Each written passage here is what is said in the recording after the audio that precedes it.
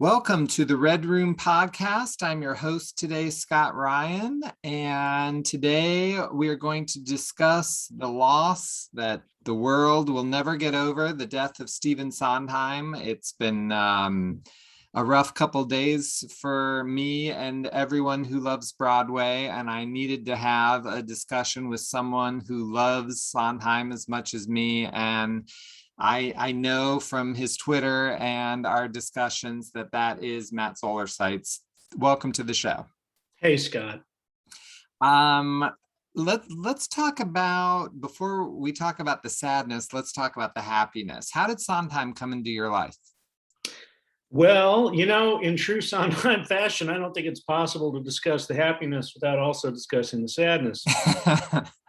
I'm widowed twice, and both of my wives, who were sisters, loved Sondheim. And in fact, they were so very different people that there weren't a whole lot of things that bonded them, aside from being sisters, obviously. But I mean, one thing they could agree on was Broadway musicals, and in particular, Sondheim.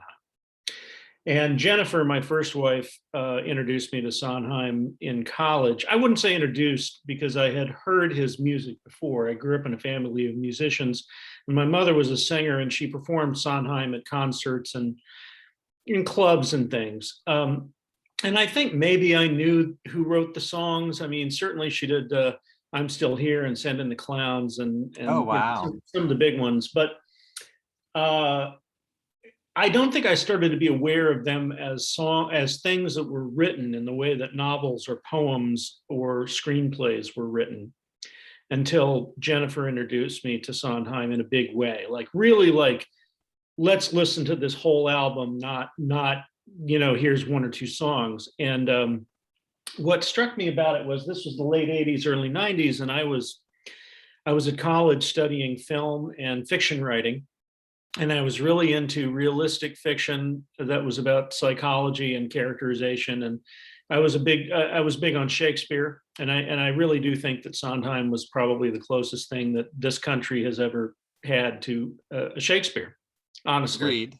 I mean, all things considered, on every level, but particularly his understanding of psychology. And I think that he probably, well, backing up a second, it was around this time that I'm getting to know cinema history, and the movies that I was drawn to turned out to be a lot of the same movies that Sondheim loved, and these were European art cinema, classic Hollywood movies that had a somewhat harder edge, like film noir, and the 70s, 60s, and 70s American films. They're called the American New Wave, where a lot of times you would come out of these movies going, what the hell just happened?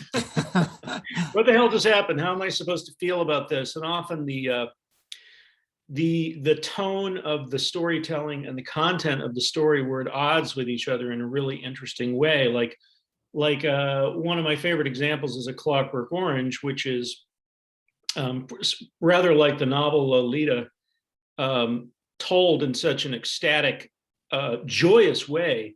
But the actual events that are depicted therein are just so unbelievably sordid that you can't even get your mind around it. I mean, and Sweeney Todd, I feel like, was probably Sondheim's A Clockwork Orange, maybe that or Assassins.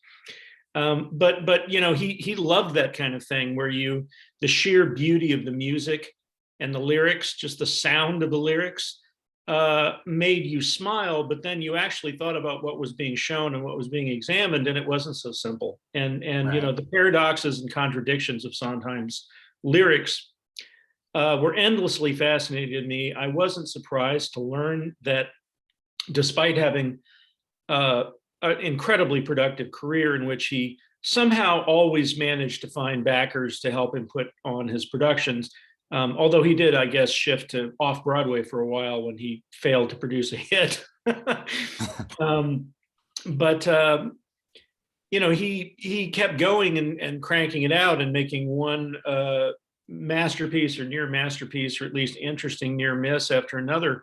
But he never had a hit, really. And that HBO documentary, Six by Sondheim, he talks about how he himself is very frank about the fact that he just was not a hit maker, and he said the songs that I've made that are perceived of as being hits were really not hits at the time that they were created. They became hits or standards gradually because singers like to sing them, and if you get enough big name singers doing something like "Send in the Clowns," then that becomes a big one. Right. And he always thought it was weird that "Send in the Clowns" was arguably his most commercially successful single song, because a lot of people debate, like, what the hell is that song even about? Well, Six by Sondheim, he tells the story of Frank Sinatra saying, "What do you mean? You meet a girl, you love the girl, send in the clowns." That's what Yeah, it means. yeah, And I love that simplistic view It's as of, good as of it's as this. good as anything. It's as good as anything. And the big one for me and Jen was Company, and that's still my favorite. That's All, interesting. So that was all, my gateway. My mhm. gateway in was Company. And I love to say that on April 26, 1970, two very important things happened. One, Company opened on Broadway, and two, I was born. So I Oh, have never been alive when Company wasn't alive. We both that's had our far out. introduction the same day, and I couldn't be more excited about that. I didn't realize that it premiered in April. That's interesting. Yeah, it's April 26, 1970. I think that is so fun. It's just a cool thing. I have three. I mean, Company was my first one, so you always love your first. It's like your first Spider-Man or something. Right, right, I right. believe it's Doctor Who is probably the way it's supposed to go. The one that is my passion, my heart, my soul is Sunday in the Park with George. I go to Yeah. that like a religious person goes to the Bible. But Huh. my favorite one is Assassins. I mean, if I could win, if somebody gave me $50 million, the first thing I would do is make Assassins the movie. I want someone to make the movie. I have it all planned out in my head. We'll get Robert Downey Jr. to play Booth. It's going to be great. I love that idea. Well, Assassins is fantastic, and the way that it kind of seems to become more the production itself seems to become more paranoid and unhinged as it goes along, like almost like these almost like the musical itself is sort of succumbing to these um, cult-like mentalities that afflict these characters. It's pretty amazing. And formally, I mean, obviously, we're not going to encapsulate everything in one podcast. I don't think 10 or even 100 podcasts could Right. cover it all. It's like, again, like Shakespeare. Like, where do you even begin with this guy? But one of the many things that I find so fascinating about Sondheim is that he, rather like the Coen brothers, now that I think of it, has always managed to combine a really ambitious sense of formal playfulness, where the structure of the story, the tone of the story, the juxtaposition of seemingly irreconcilable moods is part of the show. Like, it's almost like an acrobatic display of storytelling prowess to be able to have all these things that shouldn't really work when you put them together and have them work. Like Sondheim, I'm sure, could have set pretty much any Coen brothers murder story to music and made another classic out of it. Like, can you imagine what his Blood Simple or Fargo would have been like? I mean, it's unreal. And but I I'm think so about glad he didn't, though. I just like to say that one of my favorite things about Sondheim, I know Passion is definitely based on a movie, but it's based on a movie no one's ever heard of. I'm so glad he never got into the jukebox musical type behavior. It would have broken my little heart as I see Broadway becoming, just like everything else, where it's the same story you've already seen. And he well, never did that. I certainly, yeah, no, and yet, a little night music, which is obviously, that's not like adapting. It's not like he was doing Spider-Man Turn Off the Dark there, but Right. But supposedly in the last few years of his life, he was working on. I'm trying to remember who his collaborator was. A new work that was combining the plots of two Louis Buñuel films, *The Discreet Charm of the Bourgeoisie* and *The Exterminating Angel*. So he wasn't beyond doing adaptations. No, but those are not Footloose. I Oh no, mean, God, you know no, what I'm God, no, saying? no, Like no, he no. was, you're going to get your story where you're going to get your story. Sure, sure. Yeah, I I only brought up the Coens because one of the things that I find so interesting about them is that if you actually look at the events in a lot of those films, the characters are bumblers. They're really they're bumblers. They're at the mercy of the fates. A lot of the violence happens because of a misunderstanding, a miscommunication, or just a coincidence or a stroke of bad luck.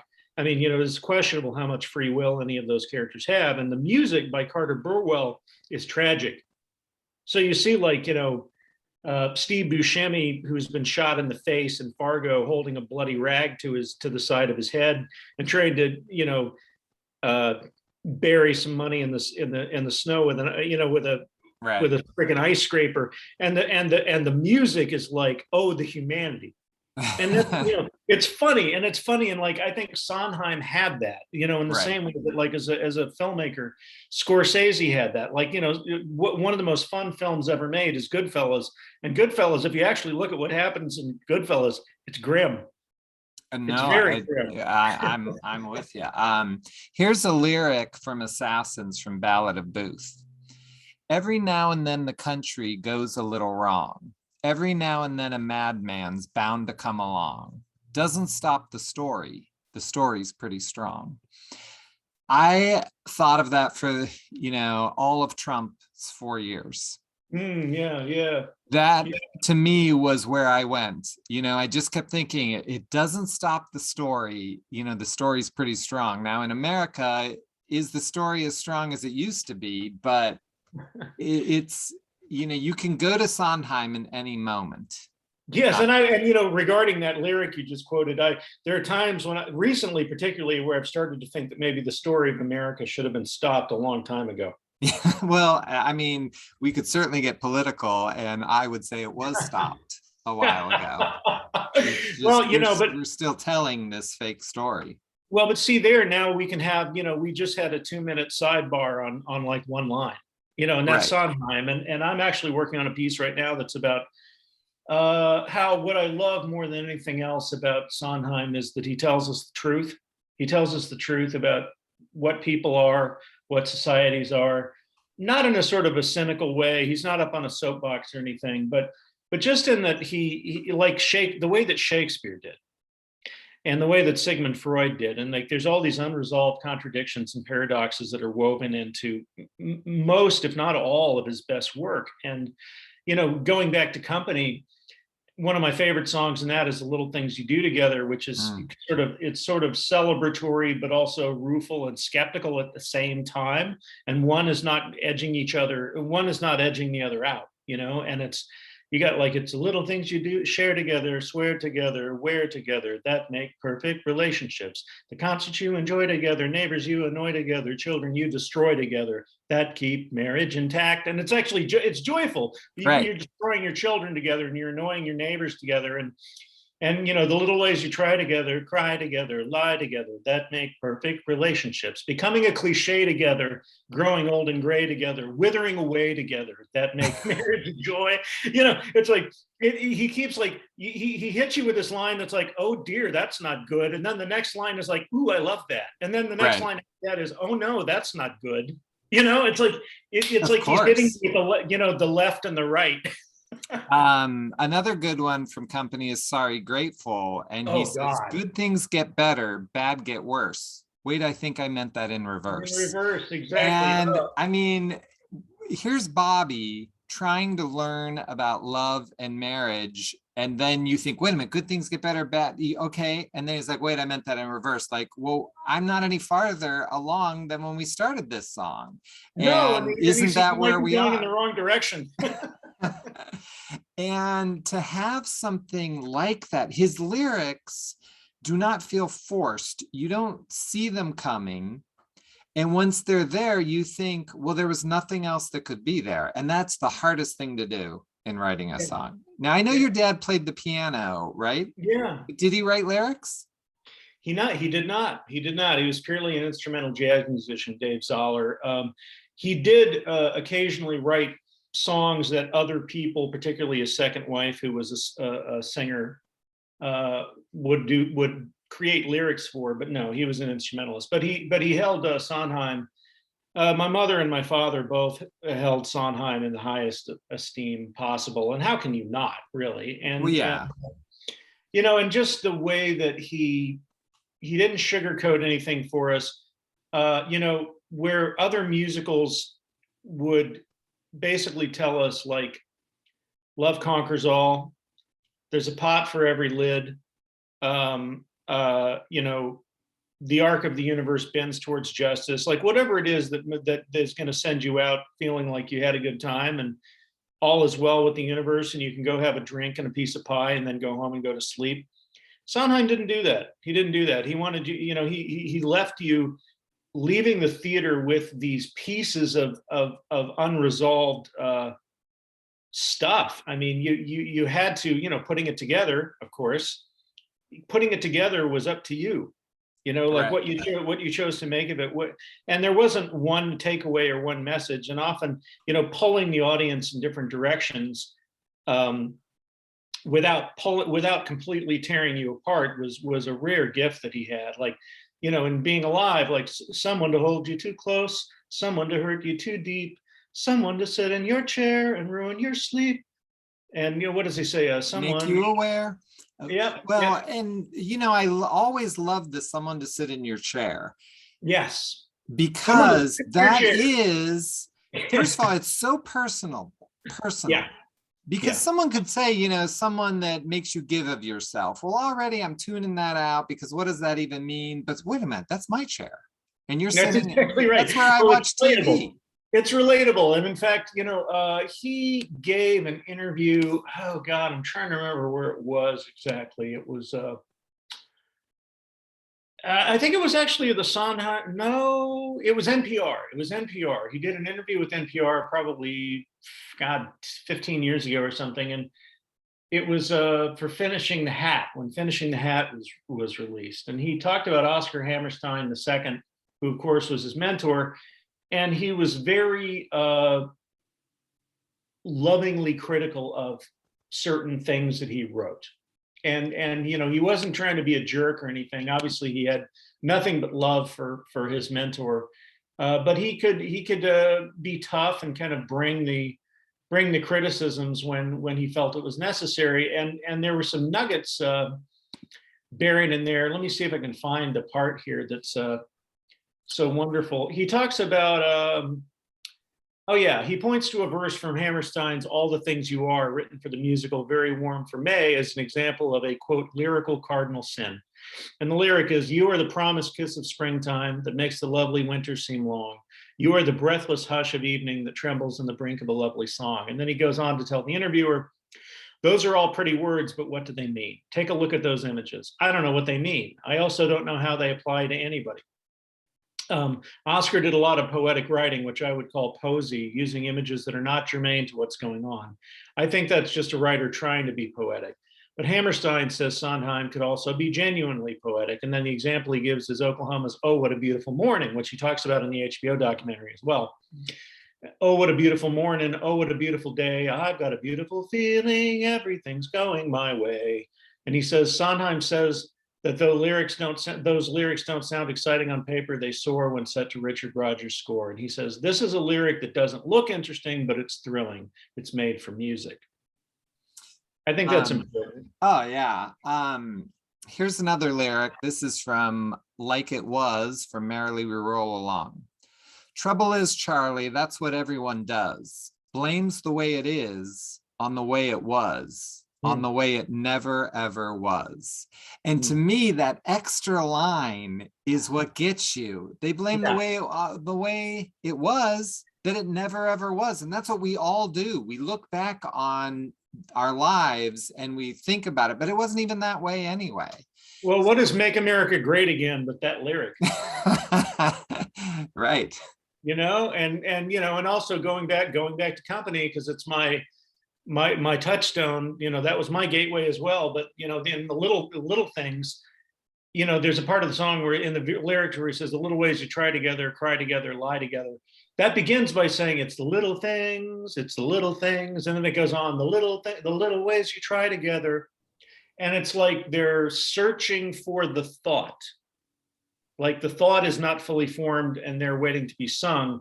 That's what makes these such great character pieces. And that's why actors love Sondheim so much. And that's why Sondheim, he cast actors and built roles around actors who were not singers, really, not primarily singers. Like he didn't cast anybody who was a bad singer, but it wasn't necessary that every singer be an acrobatic like Beth Howland or somebody, who could handle the equivalent of the verbal equivalent of the triathlon. He didn't meet, it's fine. He could write something for Elaine Stritch or Glynis Johns or somebody like that. And because it was the acting, it was the characterization that was really of paramount importance. And he understood that. Like it wasn't all. There are some musicians and writers and artists generally where they're such virtuosos that it becomes tedious. And Sondheim was a virtuoso, certainly. And we do remember him for that, among other things. But there's also just, as you were saying, Scott, a simplicity and a lack of fussiness to a lot of his best work. Like sometimes it's amazing to look at the lyrics that you think of being so eloquent by Sondheim, and you actually look at the words, they're small words. Well, the thing that got me is that he said he would write the lyric to be sure that your mouth could form it when you're hitting that notes. And I thought, like, who's thinking about that? Like, I've written some lyrics in my time and I'm just trying to get what I want out there. I'm not thinking about the shape of your mouth while you sing as well. And that's why Bernadette Peters or Barbara Streisand or Mandy Patinkin, real singers love to sing his work because he planned that note and that shape with the music he wrote. Who can think like that? Well, one person who I believe can think like that, or at least used to, was David Milch, and I have him on the brain. I've got this book on Deadwood that I'm finishing, and Milch, I think, had a similar sense of characterization, a similar sense of how to use language in a kind of a musical way, so that it produced a kind of a euphoria in the viewer. But at the same time, again, as in Sondheim, as in a lot of Shakespeare, a lot of the other artists we're discussing, if you actually look at what happens on that show, it's pretty grim. It's pretty desperate. Right. It's a hard life, but he sees the beauty in there. And, along with the terror, along with the misery, he sees beauty, he sees hope. And he also sees he takes this kind of God's eye view where it's like, these are parts of the eternal recurring movements of history. Ultimately, it's nothing personal against any of these characters when they get stepped on, and pushed down into the mud. It's just kind of, a lot of times it's an elemental. It's almost like you're seeing one of those contraptions that you sometimes see in like TikTok videos where they release a ball and it goes down some rails and it tips a vase and the water flows and blah blah blah, and at the end of it, it lights a match that lights the fuse on a firecracker, and the firecracker goes up to the ceiling and explodes a balloon. And you think back on it, you're like, how the hell did we get to that? It's a succession of events, and they all had to happen, and yet at the same time they seem kind of weirdly random if you're looking at them. And Sondheim understood that, and he's also just really. There's a lot of empathy in his work, I think, like even for the characters who seem sort of misguided or even sort of horrifying, like Sweeney Todd. It's pretty remarkable to me to think of, wasn't he partly inspired but to do that by seeing, was it Cabaret? I can't remember what it was that made him go, all right, the game has changed here. I gotta roll with this. Well, I think he saw a show in London. I don't think it was Cabaret. I think he saw a play Mhm. in London that inspired Sweeney Todd, that really made him want to do it, if I can remember correctly. One thing that I think is super cool, you and I are both in this book back to back. We're in the Stephen Sondheim Encyclopedia for Six by Sondheim. We're both footnoted on page 500. And I'm Really? looking I at had no this, idea. I had no idea. That's so wild. and I thought it was so funny. They spelled my name wrong, and it's the greatest thing in my life, because this, I know, went to Sondheim's house, and he'll never know it was me. They spelled my name Scott, Ryaeal. But what are you going Huh. to do? But I'm footnoted here, and then right after you're footnoted. So we are back to back on page 500 of this book. So we will be connected That's forever in incredible. Sondheim. I'm going to have to get a copy of that. This is the first It's time hearing expensive about it. as hell. It's like $100. Okay. But it's really thick and it is good. Excellent. It's by Rick Pender. He did the Sondheim review. That was the first time I ever got paid to write. I did an interview with Mickey Wolf, who edited Six by Sondheim, and right here on the Red Room podcast. And I thought, I'm going to submit this to the Sondheim review, and they accepted it. And then I got paid $100, and I've got the check framed, and it was in 2014. I hadn't published anything yet, and it meant everything. And I know that Sondheim was a subscriber, so Sondheim read my work, which is really, really cool. That's very exciting. That's very exciting. Did I tell you the story about the only time I was ever in the same room with Sondheim? I saw it on Twitter, but please tell our listeners, because it's a good story. Okay, so this was the reception after the premiere, the New York premiere of Six by Sondheim. And it was held at the Four Seasons, which is now closed. And Sondheim and the principal core entourage group, associated with the film, including Frank Rich, my colleague at New York Magazine, were sitting at this, there was a wall of banquettes, and there were big round tables that extended out of it. So half the round table was exposed to the room, and the other half was, back against the banquette. And he was sitting at the vertex of the booth part.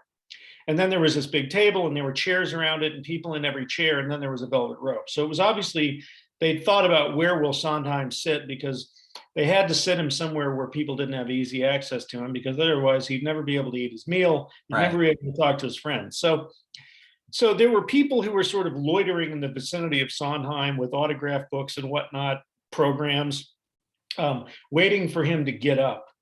And finally, I think he got up once. I remember I saw him over by the buffet table, but I made a point of not talking to him, because it was just like, right. I'm in the room with Sondheim. That's big. Let's not get greedy. That was sort of my attitude. And but there were a lot of people who really wanted to actually have a word with the master and shake his hand and everything. And so he's on his way out. Finally, the meal ends. He stayed for the entire thing, which surprised me, given that he was 83 at the time. And you could see everybody who had been sort of loitering the entire evening kind of snap to attention. And so Sondheim gets up from his table. He's got a cane, I believe, and he's walking across the room. And one of these guys approaches him, and Sondheim suddenly turns 180 degrees and starts walking back in the other direction, then cuts sharply left. And it was almost like he was a running back trying not to get tackled. It was so unexpected and amazing. And he kind of evaded, like you saw people changing direction, kind of like, oh my God, now he's going this way. Let's get him. Trying just to catch up with him and go, I love your work, whatever. And Sondheim just was doing this incredible sort of slow. He wasn't fast, but somehow very agile movements. And he evaded every single one of these people who were trying to get a piece of him. And he got out the door. And I still to this day can't remember exactly how he got out the front door. I was standing by the front door, and there was a guy who was standing near the front door with me with an autograph book or a notepad or something. And he saw Sondheim get up, and he saw him evade several people who approached him. And then we both looked at each other, and he said, "Where did he go?" And I said, "I don't know." I don't know. It was like he was Batman and he disappeared through a skylight. But that was my one, So I had a similar experience. I went to Birdland in New York City. It's a famous jazz club. I'm sure your dad played there. And to see Emil Cerie, I think is how you say her name. She did an album of Sondheim songs. After the show, I went up to her and I wanted to meet her and have her sign my CD, and she did. And I asked her to come on the Red Room podcast. I ended up interviewing her. And I said, it's so great to meet you. And she said, well, are you nervous? She asked me. And I said, about, and she goes, about Sondheim being here. And I said, what? And she said, he's in the front row right there. And she pointed, I turned, there's Sondheim. I looked at her and I said, I no longer give a shit about you, which I thought was kind of a good one-liner to say to someone that you're just meeting. And she laughed. And she said, you want to go meet him? And I said, no. And I don't even regret it this weekend. He was there with his husband. He was enjoying the show.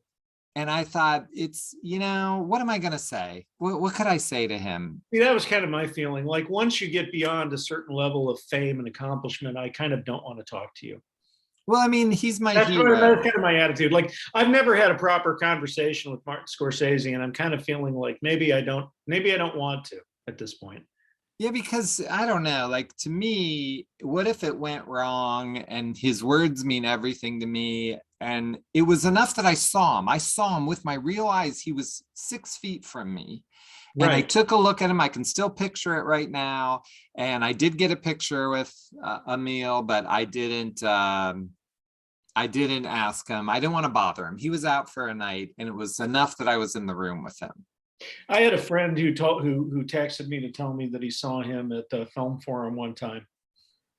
Like, just, with a friend going, I think it was some pre-code, like 1930s movies or something. But I just love that Sondheim he remained curious. He kept feeding his brain right up to the end, because you and I both know, having, interviewed people in the industry, that they're kind of a shockingly high percentage of people who are in this industry, who are working, who are productive, who are successful, who we know their names, but they don't actually consume any art anymore. Right. Not really. Like, they sort of might half watch something if it's on HBO Max or Disney or whatever, and, Netflix, or, but they're not like going to film festival retrospectives. They're not, going to see an opera. They're not checking out a modern dance recital. They're not going to a gallery to look at paintings because the paintings might stimulate an idea for their next play or whatever. Right. It's really kind of an appalling open secret how few of the people, the artists and entertainers who supply our quote unquote content, are kind of not really inclined to do that in the way that Sondheim was. Like, Sondheim would sometimes be out like every night of the week, and you would see, if you read the gossip columns in the tabloids, where they would just have random little items, spotted, you could track Sondheim's movements through the city. Like, probably when he got older, he slowed down a little bit for physical reasons, but really, as long as he possibly could, he was a very active person, like physically and intellectually an active person. And, the puzzles, I'm sure, had a lot to do with that, keeping his brain sharp. Now, have you seen The Last of Sheila? I have. In fact, my friend Robert Abele, who is an entertainment feature writer and sometimes a film critic for the LA Times, Robert was one of my Sondheim buddies in college, and he subscribed to the Sondheim Review. I had no idea there was such a thing. I'd never heard of a monthly publication devoted to one songwriter. That was mind-boggling to me at the time. I'm very impressed that you were published in it. That's cool. I actually got in there twice. Oh my God. Wow. I got to be in there twice. It is the single great, it meant everything to me. I mean, just everything.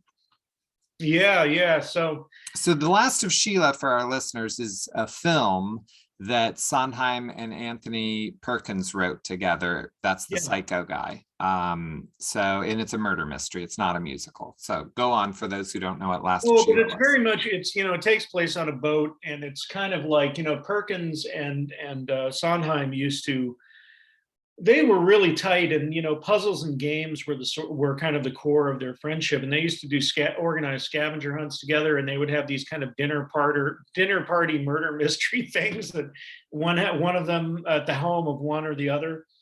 And The Last of Sheila is pretty much just a continuation of their friendship in that way. And there's a murder at the beginning of the movie, a hit and run accident, and then the identity of the murderer is going to be fleshed out flushed out rather, during this gathering on a boat. And it's very light. It's very clever. It's very much like a game, kind of, and it's got almost like a Clue sort of feeling to it, I think. Yeah, it's like a highfalutin Clue. Yeah, yeah, Uh, yeah, and it's fun. It's a lot of fun, and he certainly Sondheim certainly brought the fun, even if the material was pretty dire. so Uh, give me 5 Sondheim songs. oh God, well, let's see. We talked about I love "I'm Still Here." Oh, so That's good. just that's kind of a can't miss. Who do you like best singing it besides your mom? Your mom doesn't count. I think I have to go with Shirley MacLaine in Postcards from the Edge, and it's partly because that entire scene is just so brilliantly staged by Mike Thank you Nichols. for saying that. I Yeah, mean, I love that yeah. movie. Oh my, it's one of my favorites all time. And I had a great experience in the theater. I saw that movie in the theater. I was 20 or 21. I was just getting into Sondheim, but I wasn't who I am today. And sitting in the theater, she's singing that song. I'd never heard it before. And I said, I think Stephen Sondheim wrote this. And I was with someone, I said, we got to watch the end credits. And you know how people who aren't film people are like, what? What do you mean? And I stayed. And when I saw it said written by Sondheim, I was so proud of myself. I love her version.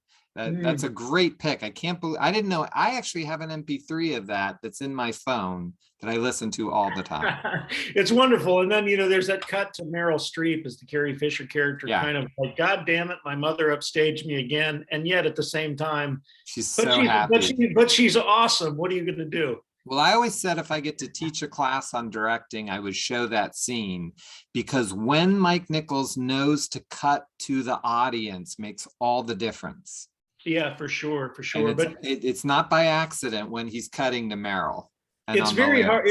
It's very hard for me to choose 5 favorites, but well, these aren't 5 favorites. I just sang 5 songs to. Well, I would say, pretty much any song from Company for starters, but also I love "No One Is Alone." Oh God, so That's a good. great one. And then "Not a Day Goes By."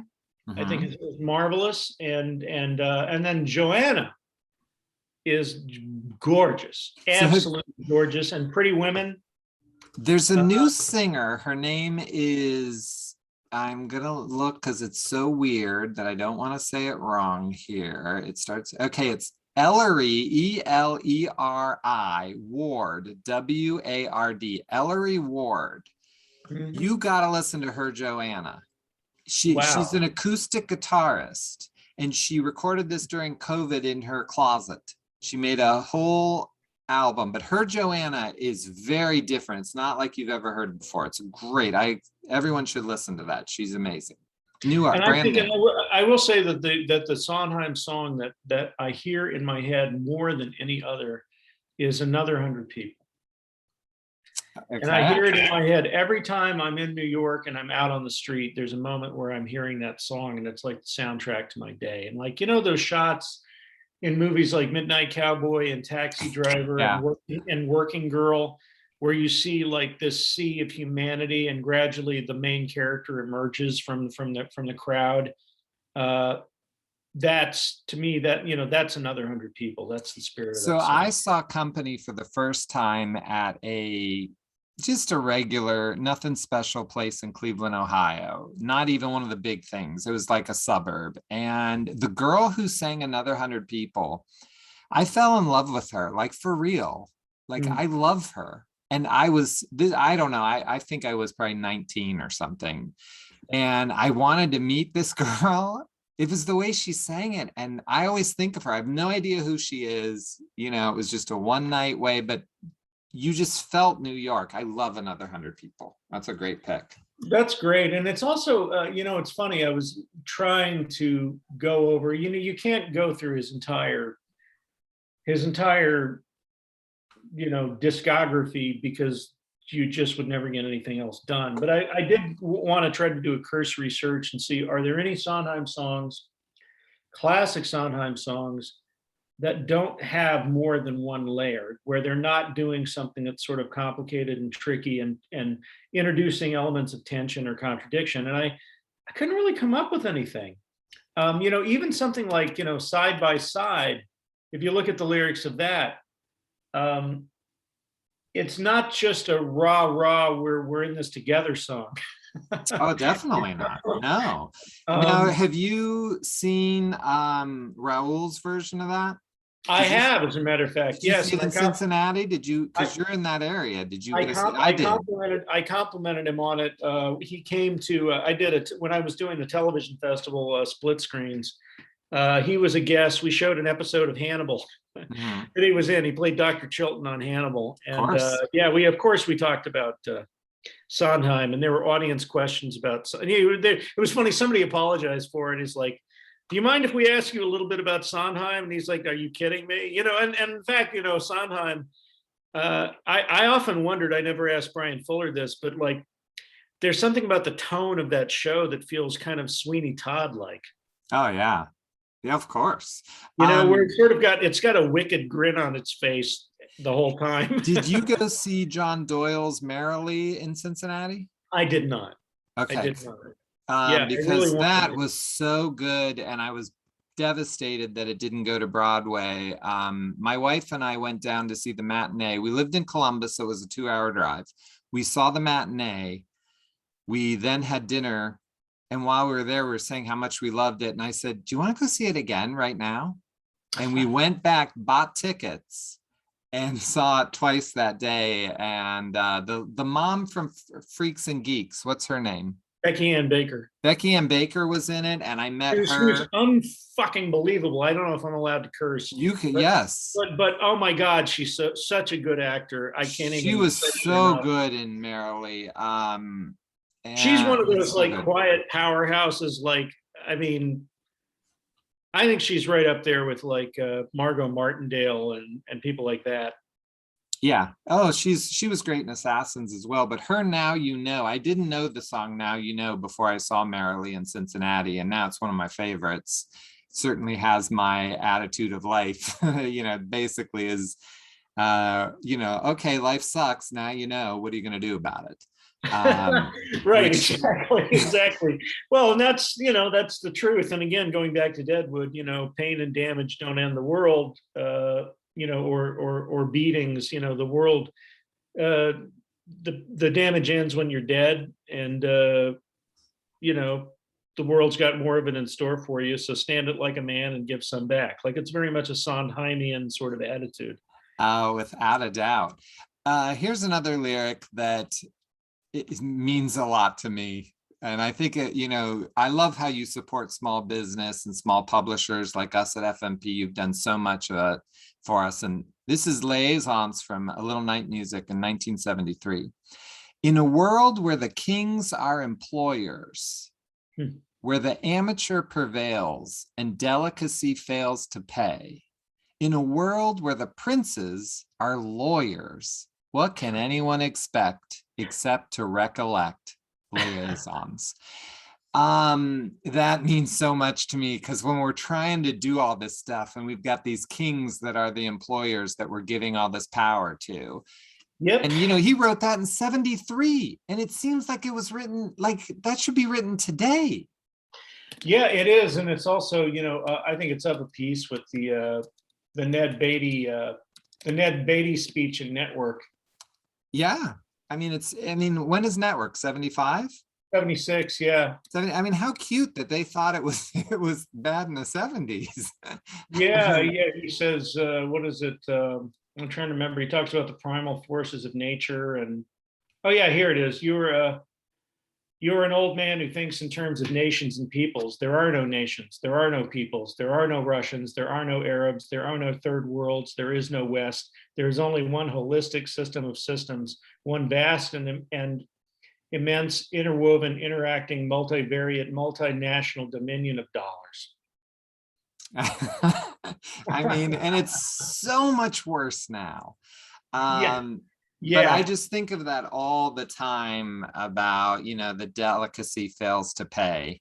With my moonlighting book, I'll never forget, I had a meeting with one of the executives at my distributor, and they said, "Why'd you do it in color on this good paper? Like, what a waste of money." And I'm like, "Are you kidding me? I want to make something beautiful. And to an executive, that's ridiculous. Why would you waste that money? Right. Well, that's, it's so funny.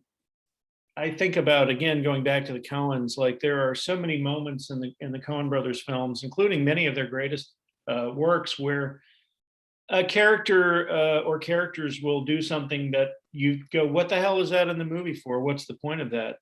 But there's always a logic to it. And in fact, once you've seen the movie a few times, you start to grasp that a scene or a moment that strikes you as kind of superfluous or rubbing it in or just being for show or for effect is in fact kind of at the center of what the whole thing is trying to do. And like the scene with where Marge goes to lunch with the guy that her friend from school. And Mike, what's his name? Mike Yamashita, I think.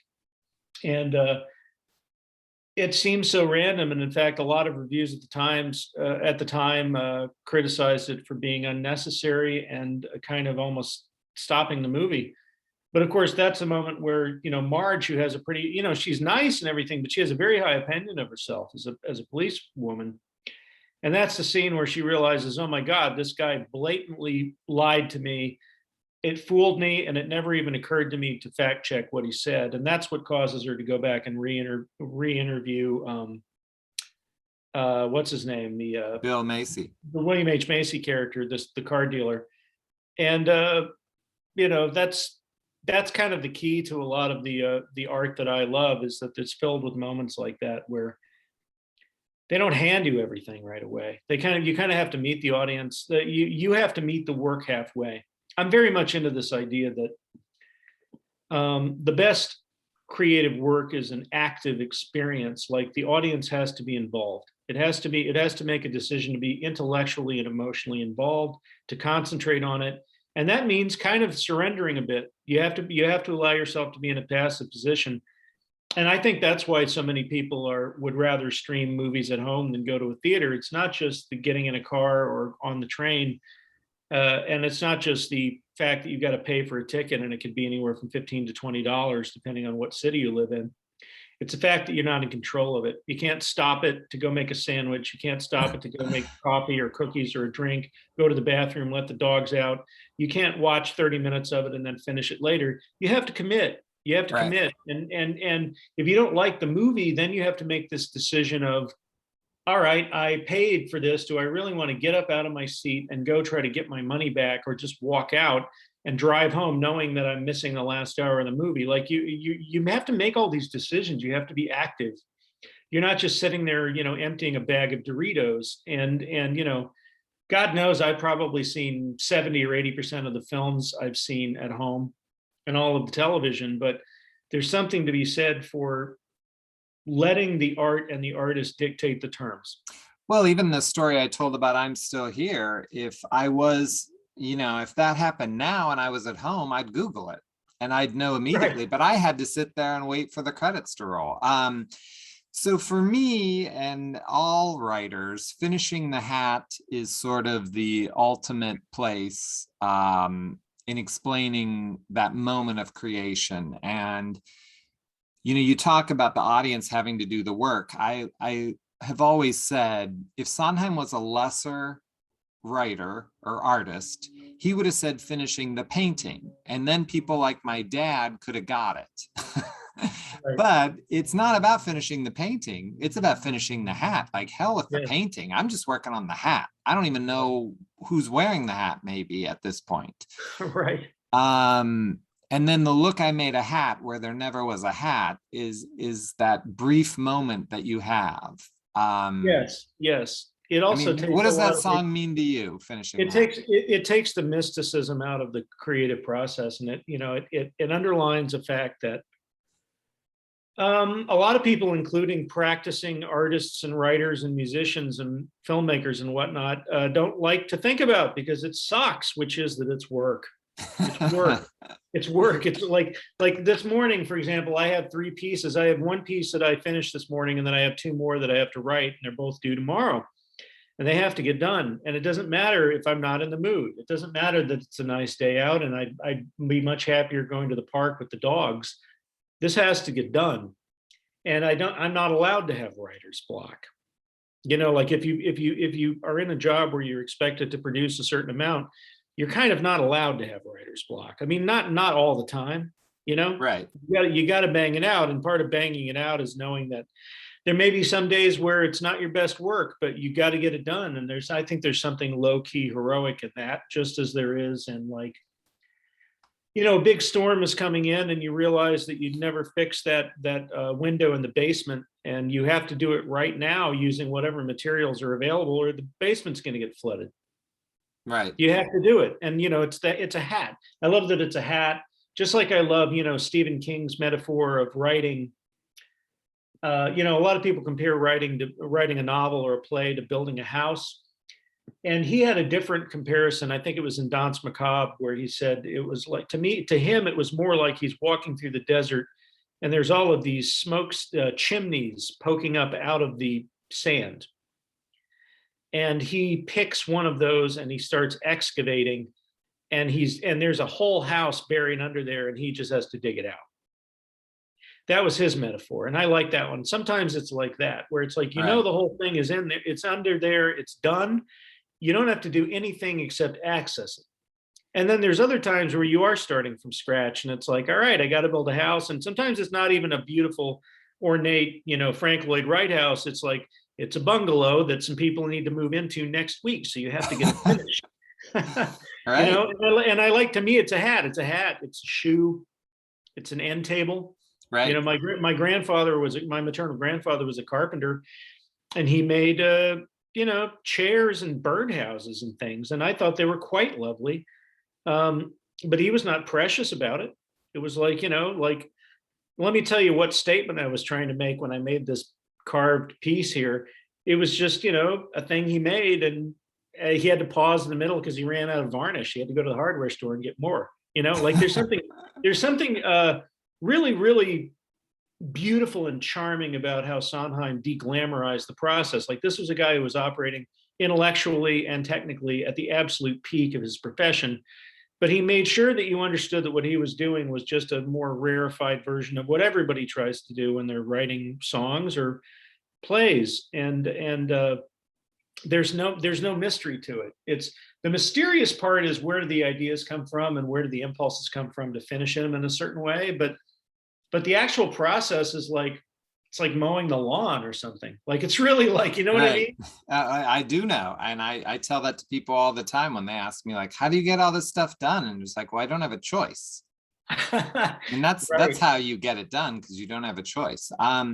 So tell people where they can follow you. Tell us a little bit about your bookstore and where they can pick up a great Christmas present that isn't going to go to the employers that are kings.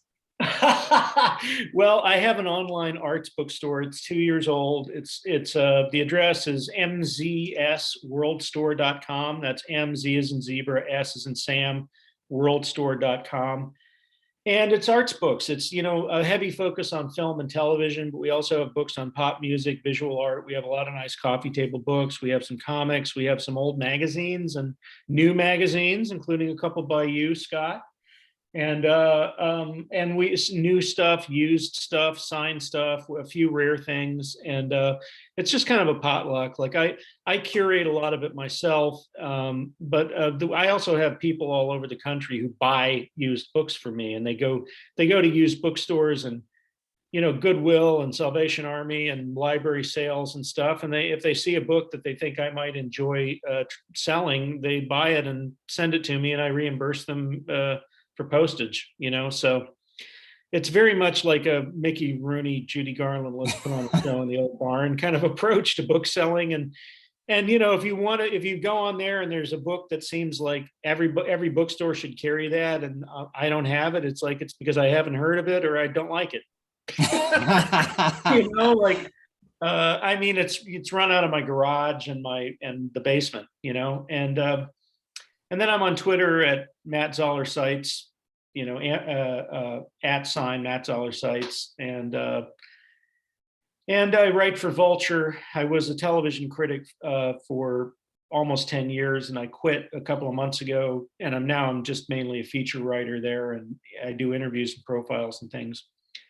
And I write film reviews for RogerEbert.com, and I've written books on film and TV, including Mad Men, Carousel. I co-wrote The Sopranos Sessions and TV, the book, with Alan Sepinwall. I've written 3 books on the films of Wes Anderson. Another one's coming out next year. And of course, at this moment, I'm finishing a lie agreed upon, the Deadwood Chronicles, which is a limited run book. I'm only printing 5,000 copies. It's sort of an art object, and it looks like an old Bible from the 19th century. Well, I think I pre-ordered 2 of them, one for me and one for my son. So we are waiting for it because we both love Deadwood. And I'm glad you did that book so I don't have to. That's the way I feel about it. Wonderful. Well, it's really interesting because, now that David Milch is basically out of writing because of his Alzheimer's. And also there's been 15 years of a lapse since the show was canceled. Everybody's a little bit more forthcoming with stories of their experiences, and nobody has anything really unflattering to say about David. I mean, everybody's very kind and loving, but like the sort of business machinations around the cancellation of the show, I think I've got a lot of stuff that's new. Ooh, good. Yeah. And I'm actually, it's like I'm still not quite, I haven't quite cracked the mystery yet, but I feel like I'm getting close. I'm definitely closer. I'm closer than anybody's gotten so far. I'm not quite there. And I'm hoping I actually get there. But I feel like I'm so close. Like there's like 5 or 6 different explanations of why it was canceled. And I feel like I've eliminated 4 of them. Oh, well then there we go. Yeah. Well then you're there. It's the 5th. Yes. What do we think? There's going to be 6? No. No, I don't think so. Anyway. Well, this was what I posted on Facebook, and I don't know that I can get better than this. This is a quote from Sunday in the Park with George with just one little tweak from me.